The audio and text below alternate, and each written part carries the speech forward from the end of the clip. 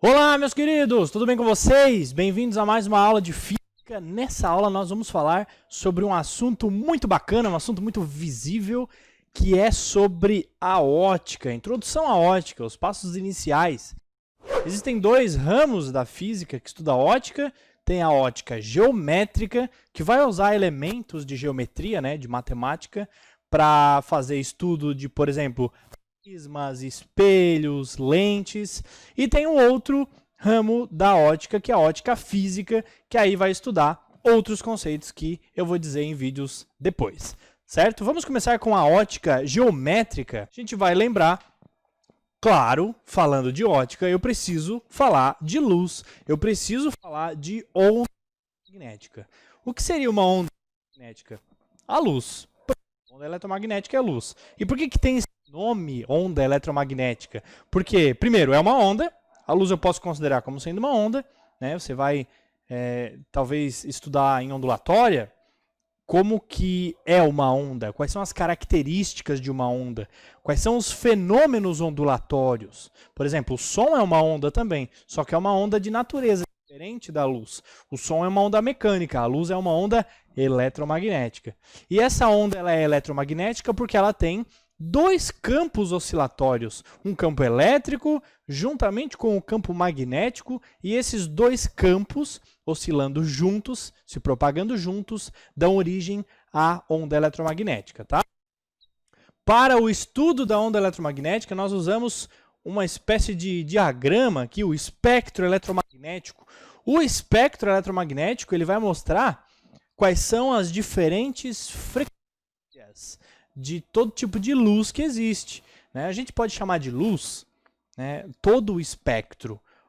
Tem materiais que gostam de dizer que é luz para todo o espectro ou luz visível só para a partezinha do espectro que nós conseguimos ver com nossos próprios olhos. Porque nem todo ele dá para ver, tá? A gente só consegue ver uma pequena partezinha que é chamada de luz visível. Todo o restante do espectro não é visível aos nossos olhos. Por exemplo, se você pegar a luz visível, né, ela fica ali num pequeno trecho do espectro. Antes da luz visível, tem o infravermelho. O infravermelho já não é possível de visualizar com os nossos olhos, mas câmeras de celular, câmeras de filmadoras, têm a capacidade de ver esse tipo de luz, tem a capacidade de captar esse tipo de luz. Você pode fazer esse teste. Pega o controle remoto da sua casa, que tem aquele LEDzinho na frente, liga a câmera do seu celular, aponta o LEDzinho lá e aperta o botão. Você vai ver que ele acende, ele pisca o LED. Claro, se você não usa iPhone, né? O iPhone ele tem um filtro que bloqueia o infravermelho. Não vai funcionar esse experimento se você vai tentar com o iPhone. Qualquer dispositivo da Apple eu acredito que não dá. Mas as outras marcas, tranquilo, você vai conseguir fazer isso. Ele funciona. Até mesmo na webcam do teu computador vai dar certo, tá? Então, o espectro eletromagnético vai ter toda essa gama de frequências. O que difere um tipo de luz do outro é a frequência.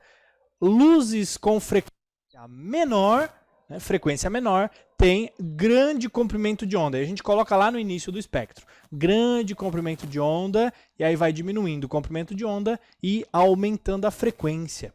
Vamos só lembrar esse conceito lá da ondulatória. O que seria a frequência? Frequência é o número de vezes que um acontecimento cíclico ocorre em uma base de tempo fixa. A gente pode usar a base de tempo minuto ou pode usar a base de tempo segundo. Aqui para a luz, nós usamos a base de tempo segundo. Então, quantas vezes um fenômeno acontece dentro de um segundo? Se o fenômeno acontece 2 vezes em um segundo, né, ele se repete, ele é um fenômeno cíclico. Por exemplo, eu vou bater no quadro aqui. Quantas vezes eu vou bater no quadro por segundo? Isso caracteriza uma medida de frequência. Então, o que é frequência? Número de acontecimentos em relação a tempo.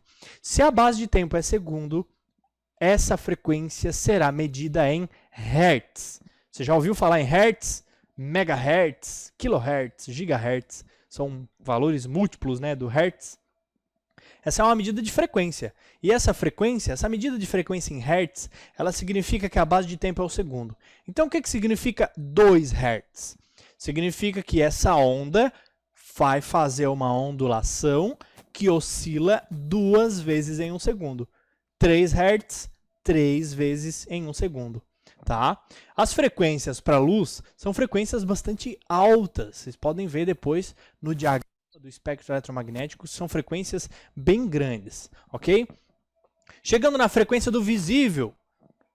Visível, nós vamos entender, nós vamos interpretar, captar essas frequências com os nossos olhos, e isso vai nos mostrar o quê? Vai nos mostrar cores. Nós entendemos que luzes de diferentes frequências são luzes de diferentes cores. Os que você enxerga à sua volta possuem cores. E essas cores estão associadas à frequência da luz que sai do objeto. Por exemplo, eu tenho aqui um laser. Esse laser, ele me dá o comprimento de onda da luz. Ele não está dando a frequência, mas claro, né, a gente consegue calcular a frequência aqui. O comprimento de onda da luz verde, porque ele é verdinho, né? Olha aqui. Tá? Ele é uma luz, um laser verde. Ele está me dando um comprimento de onda de 532 nanômetros.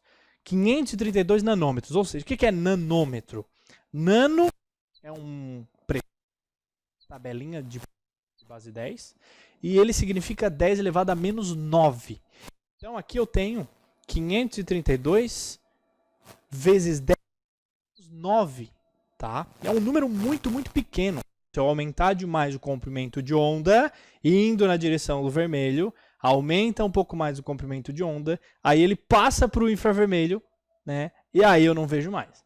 Ou, reduzindo o comprimento de onda, eu vou passar do violeta, e depois do violeta a gente tem o ultravioleta. Esse já não é mais visível aos nossos olhos. Tem um macetezinho para a gente lembrar das principais frequências do espectro eletromagnético. Isso aqui, ó. Ramilux Gama. Que negócio é esse aqui, cara? Ramilux Gama. Começando lá com comprimentos de onda grandes e indo para comprimentos de onda pequeno. E aí a frequência é o oposto disso. Se o comprimento de onda é grande, a frequência é pequena. Por quê? O que é frequência? É o número de oscilações. Se a onda é muito grande, ela oscila poucas vezes. Então a frequência é menor. Começando aqui, ó, rádio. Rádio é uma onda eletromagnética. Rádio é luz. Ah, professor, mas eu escuto rádio lá em casa. Aquele rádio eletrônico. Ele recebe a onda de rádio da estação e aí ele produz no seu alto-falante uma onda mecânica, né, o som. Mas a onda que ele recebe lá da estação, da emissora dessa onda eletromagnética, é uma onda de rádio. É uma onda de luz. Luz não visível. Aqui, M, micro-ondas. Sim, micro-ondas é um tipo de luz. Micro-ondas. A gente usa micro-ondas para comunicação de celulares, né, para mandar e receber o WhatsApp. A gente usa micro-ondas para aquecer comida. Sim, é mais ou menos a mesma frequência ali. Enfim, usamos micro-ondas para várias coisas. Depois tem este izinho de infravermelho, fica antes do visível, infravermelho. A gente usa controle remoto, né? Você está sentado no sofá, quer ligar o canal, quer ligar a TV, usa o controle remoto. Ele vai emitir uma onda, ele vai emitir uma luz, e lá na TV tem um receptor esperando essa informação, recebe essa informação, e aí faz o comando que você pediu.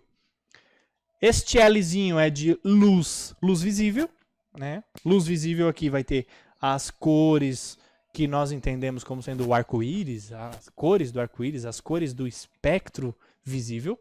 Este U aparece aqui para simbolizar o ultravioleta. Ultravioleta é aquela que, né, ultravioleta B, ele começa a causar problemas na nossa pele. Ele já queima a nossa pele, causa queimaduras, pode causar câncer de pele. Já começa a ser problemático daqui para frente. X, raio-x. O raio-x o que é? É um tipo de onda, é um tipo de luz. Só que é um tipo de luz que carrega mais energia. De lá para cá vai aumentando a energia. Então o ultravioleta já é cancerígeno. O raio-x é um pouco mais, né? Ele é um pouco mais ético, um pouco mais perigoso. E a radiação gama, ela é mais energética, mais perigosa, e ela tem, por exemplo, nas bombas atômicas. Quando se explode uma bomba atômica, libera-se uma grande quantidade de radiação gama.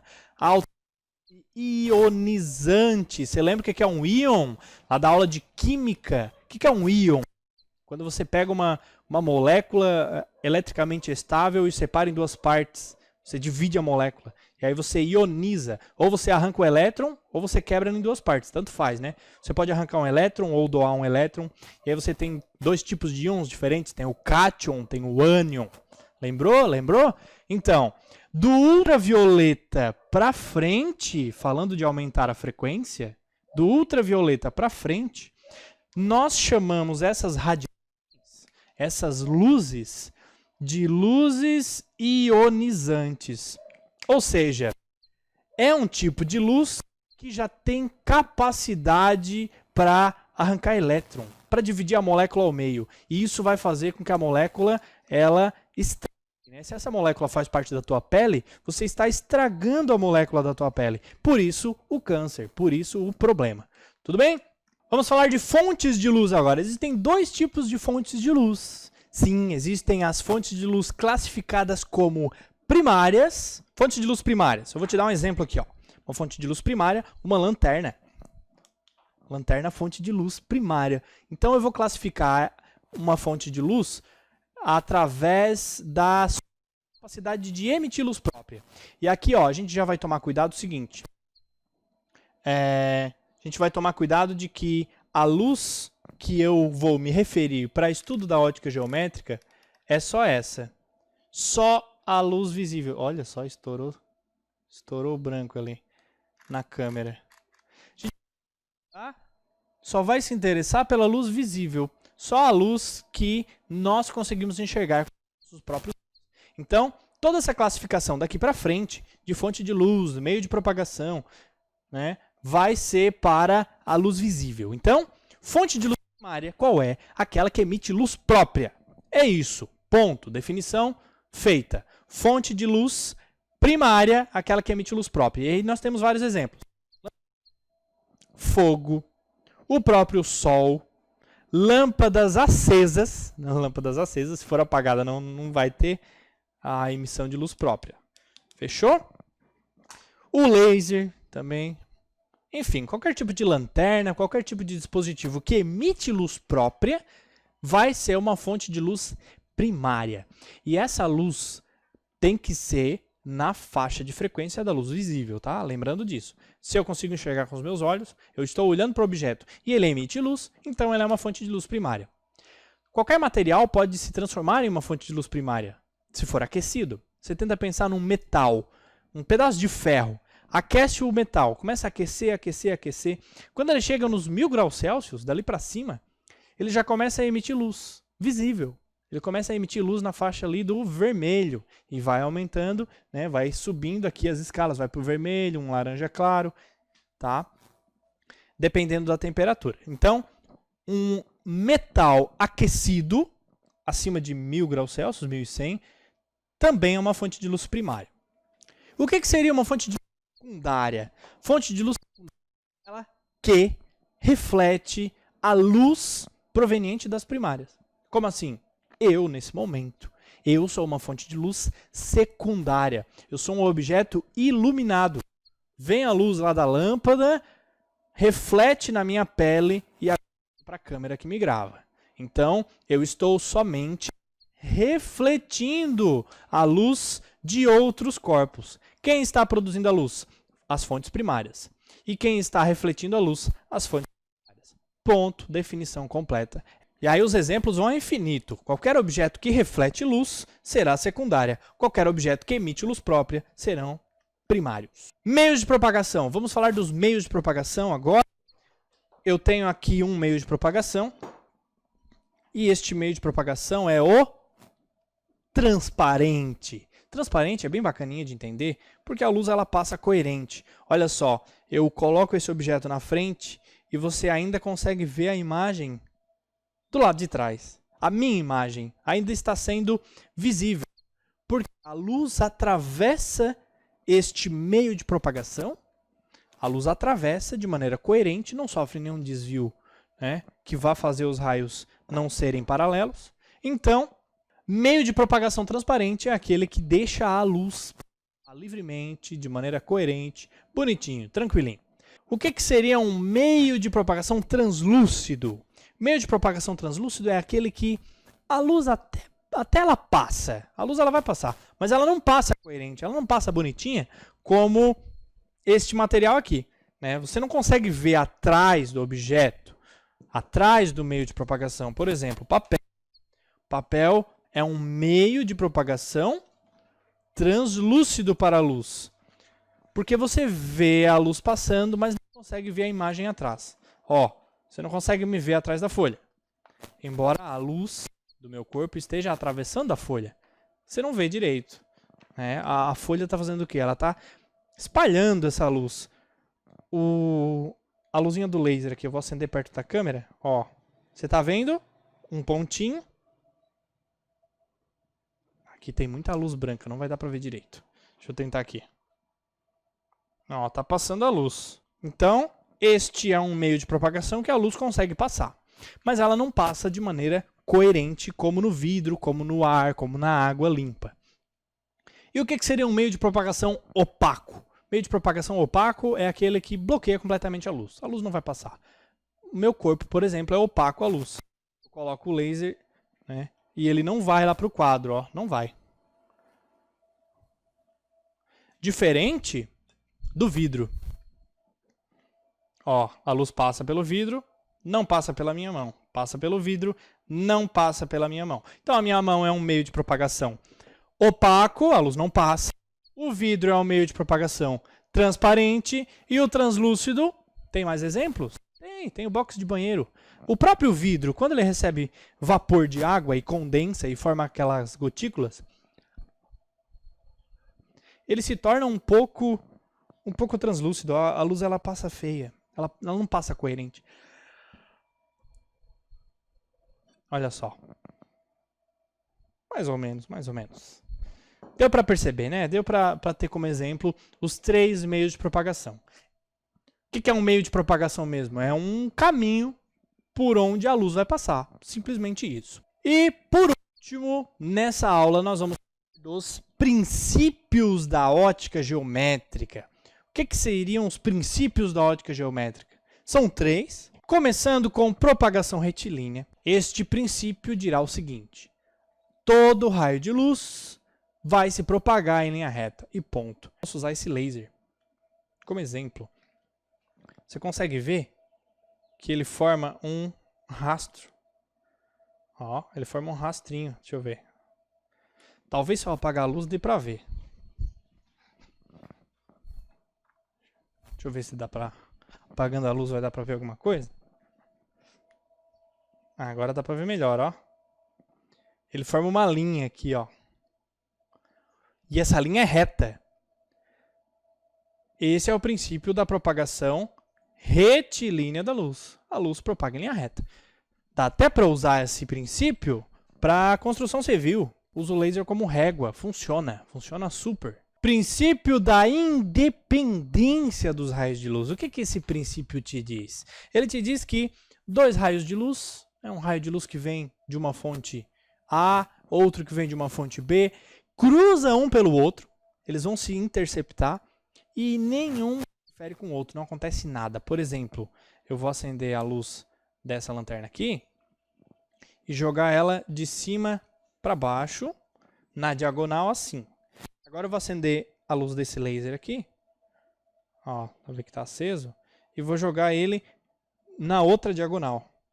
Cada raio de luz segue seu caminho, colide lá com o anteparo e não interfere um com o outro, nada acontece. Se você acende uma luz vermelha nesse lado e joga para cá, acende uma luz azul desse outro lado e joga para cá, não mistura a cor das luzes lá embaixo. Não vai misturar, desde que você coloque em anteparos diferentes, é claro, né? Se você jogar em cima do mesmo anteparo, vai misturar.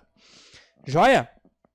Então, princípio da independência dos raios de luz vai dizer que 2 raios de luz ou mais, eles cruzam um contra o outro, eles passam um pelo outro, não interferem com. O próximo princípio diz que todo raio de luz é reversível. É o princípio da reversibilidade dos raios de luz. O que esse princípio diz? Que dois raios de luz podem ser emitidos partindo de um ponto A, chegando até um ponto B, ou partindo do ponto B e chegando no ponto A. Qualquer uma das duas situações, eles terão que percorrer o mesmo caminho. Como assim? Ó, vou ligar esse laser. Esse laser vai bater ali no quadro e vai refletir. Ele está refletindo de volta. Deixa eu ver se dá para mostrar aqui na minha mão. Ó, tá batendo ali na minha mão.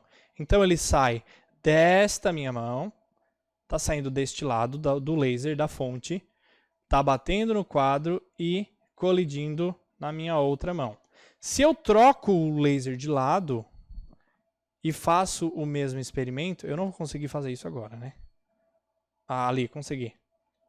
O raio de luz percorre exatamente o mesmo caminho. Esse é o princípio da reversibilidade. Ele parece meio óbvio, meio bobinho, mas ele explica coisas como um retrovisor de caminhão dar a capacidade de o motorista enxergar objetos que estão atrás. E se você está no carro de trás, atrás do caminhão, você tem a possibilidade de fazer com que o motorista do caminhão te veja. Por exemplo, o motorista do caminhão está dirigindo na frente. E ele tem um retrovisor lá, né? E aí tem um carro atrás dele. Se o carro ficar exatamente atrás do caminhão, ele não vê. Como é que o motorista do carro vai garantir que o motorista do caminhão está vendo ele lá atrás? Só ele próprio, o motorista do carro, conseguir enxergar o retrovisor. Se o motorista do carro enxerga o retrovisor do caminhão, significa que o caminhoneiro pode enxergá-lo. Por quê? Um raio de luz parte de A para B, tanto faz de B para A, o caminho ele é o mesmo.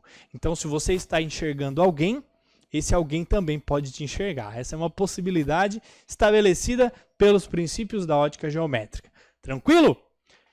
Algumas implicações desses princípios. Vamos falar da implicação do princípio da propagação retilínea da luz.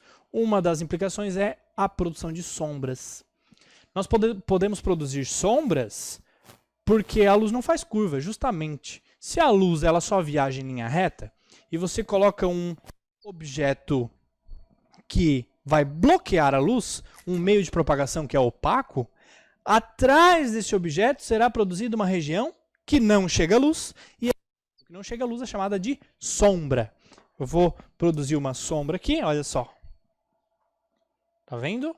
A sombra do laser lá é uma região daquele anteparo que não recebe a luz que vem direto da fonte da lanterna. Então eu produzo uma região chamada sombra. Essa sombra é o quê? Uma região que não chega a luz. E por que existe aquela sombra?